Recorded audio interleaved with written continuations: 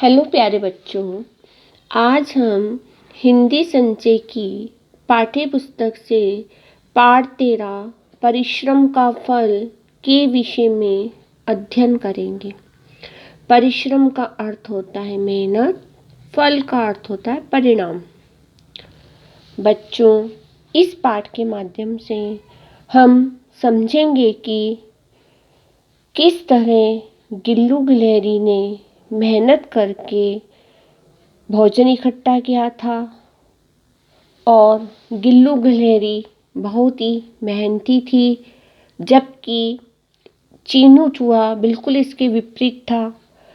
चीनू चूहा बहुत ही आलसी और लापरवाही था। बच्चों, आइए इस पाठ के माध्यम से हम आगे की कहानी समझते हैं।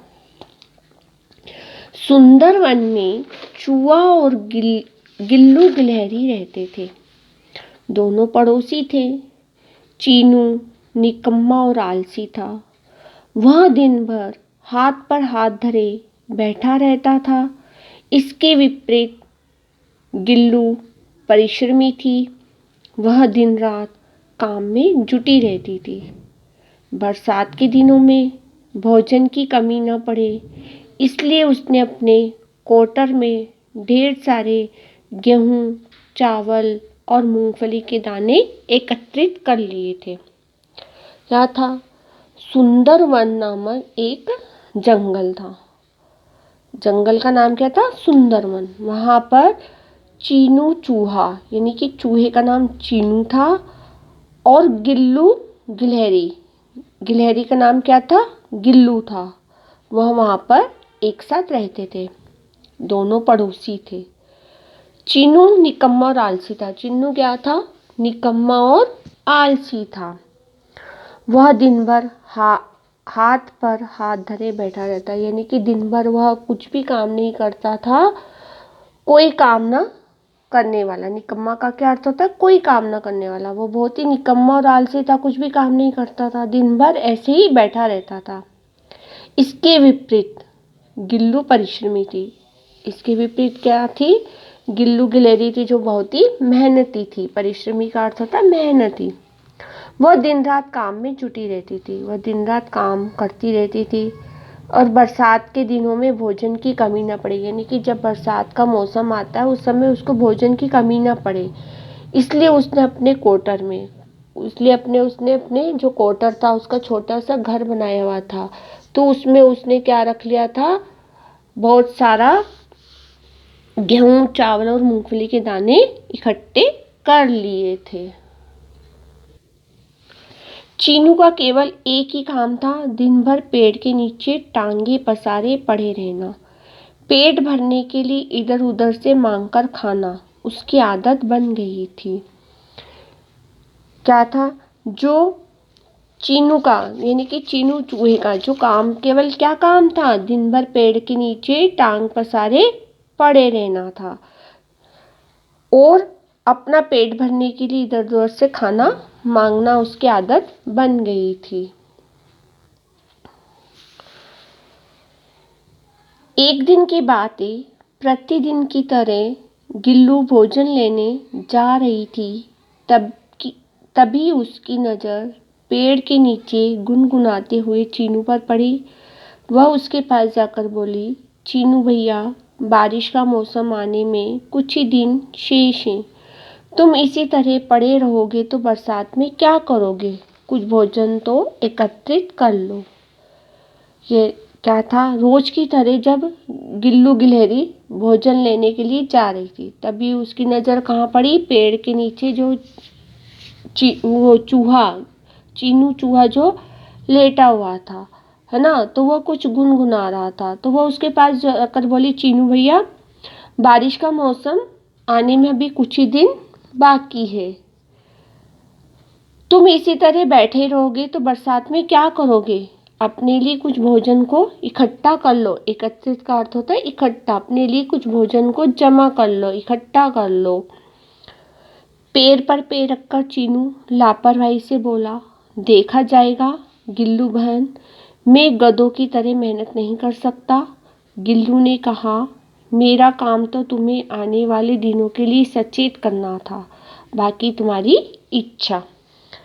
चीनू ने क्या कहा? बड़ी लापरवाही से कहा, यानी कि बिना सुने हुए कहा कि देखा जाएगा गिल्लू बहन, मैं दिन भर गधों की तरह मेहनत नहीं कर सकता हूँ। फिर गिल्लू ने क्या कहा? मेरा काम तो तुम्हें सचेत करना था, तुम्हें सावधान करना था। सचेत का अर्थ होता है सावधान। तुम्हें सावधान करना था, आगे तुम्हारी इच्छा। बरसात का मौसम शुरू हो गया। 2 दिनों तक मूसलाधार वर्षा होती रही। चीनू के बिल में पानी भर गया। जैसे तैसे करके पेड़ के कोटर में घुसकर चीनू ने जान बचाई। उसे जोरों से भूख लग रही थी।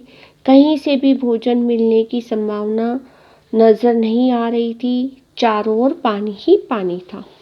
फिर क्या था? जब बरसात का मौसम चालू हो गया और 2 दिन तक बहुत ज़्यादा बारिश हुई, मूसलाधार बारिश हुई, और चीनू के बिल में क्या हुआ? पानी भर गया। जैसे तैसे करके पेड़ के कोटर में घुसकर, यानी कि जो पेड़ का कोटर होता है, पेड़ में जो खोद कर कोटर बनाया जाता है, खड्डा सा होता है, उसको कोटर बोलते हैं। उसमें घुसकर चीनू ने क्या किया? अपनी जान बचाई। और उसे भूख भी जोर से लग रही थी।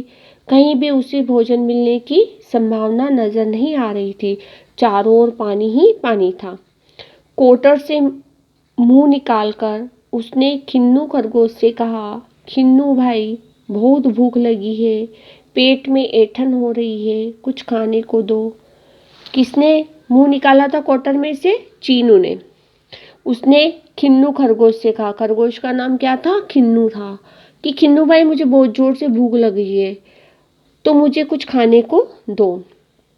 ना ना चीनू भाई, बरसात का मौसम है, थोड़ा बहुत भोजन है, अगर तुम्हें दे दूंगा तो मैं क्या करूंगा? किन्नू खरगोश ने टके सा जवाब दे दिया। क्या बोला? नहीं चीनू भाई, बारिश का मौसम है, अगर मैं तुम्हें भोजन दे दूंगा तो मैं क्या करूंगा? जब किन्नू खरगोश ने उसे जवाब दे दिया। चीनू खाने के लिए बहुत गिड़गिड़ाया, परंतु खिन्नू का दिल न पसीजा। दुखी चीनू ने इधर उधर देखा, उसे कोई दिखाई नहीं दिया। उसने ऊपर की ओर देखा। कल्लू कौवा अपने घोंसले से नीचे की ओर झांक रहा था। चीनू ने कल्लू को आवाज देते हुए कहा, कल्लू दादा, भूख के मारे बुरा हाल है, रोटी का एक टुकड़ा दे दो। जब चीनू खाने के लिए बहुत गिड़गिड़ाया, उसने बहुत मिन्नतें की, परंतु खिन्नू का दिल ना पसीजा, यानी कि खिन्नू के दिल में बिल्कुल भी दया नहीं थी। दुखी चीनू ने इधर उधर देखा, उसे कोई भी दिखाई नहीं दिया। उसने ऊपर की ओर देखा तो कल्लू कौवा, कौवे का क्या नाम था? कौवा का नाम क्या था? कल्लू, अपने घोंसले से नीचे की ओर झांक रहा था। चीनू ने कल्लू को आवाज देते हुए कहा, कल्लू दादा, मेरा भूख से बहुत बुरा हाल हो रहा है, मुझे एक रोटी का टुकड़ा दे दो। कल्लू कौवा बोला, देखो चीनू बेटा, मेरे पास रोटी का एक छोटा सा टुकड़ा है, अगर यह तुम्हें दे दिया तो मैं भूखा मर जाऊंगा, तुम किसी और से मांग लो। अब क्या था? कल्लू कौवा ने भी उसे जवाब दे दिया कि मेरे पास तो एक छोटा सा टुकड़ा है, अगर ये रोटी का टुकड़ा मैं तुम्हें दे दूंगा मैं तो भूखा मर जाऊंगा, तो यह तुम और किसी से मांग लो। चीनू ने भोजन मांगने के लिए एड़ी चोटी का जोर लगा दिया, पर उसे किसी ने खाने को कुछ न दिया। उसके चेहरे पर हवाइयाँ उड़ने लगी। वह कोटर में जाकर फूट फूट कर रोने लगा। चीनू ने जब बहुत भोजन के लिए बहुत जोर लगाया, है ना, उसने सबसे बहुत ही मिन्नती की, पर उसे किसी ने खाने को कुछ नहीं दिया, तो उसके चेहरे से हवाइयाँ उड़ गई, तो वह कोटर में जाकर जोर जोर से रोने लगा। चीनू को रोते देखकर गिल्लू मूंगफली के कुछ दाने लेकर पेड़ के कोटर में पहुंची।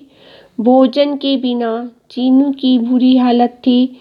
गिल्लू गिलहरी ने चीनू के मुंह में मूंगफली के दाने डालते हुए कहा, मैं तो पहले ही कहती थी चीनू भाई, कुछ मेहनत कर लो, परंतु तुम माने नहीं। जब गिल्लू गिलहरी ने चीनू को रोते हुए देखा तो उसने क्या किया, कुछ दाने लेकर पेड़ के कोटर में पहुंची। भोजन के बिना चीनू की क्या हो रही थी, बहुत ही बुरी हालत हो रही थी। तो गिल्लू गिलहरी ने चीनू के मुंह में मूंगफली के दाने डालते हुए कहा, मैंने तो पहले ही कहा था तुम्हें चीनू भाई, कुछ मेहनत कर लो, परंतु तुम नहीं माने।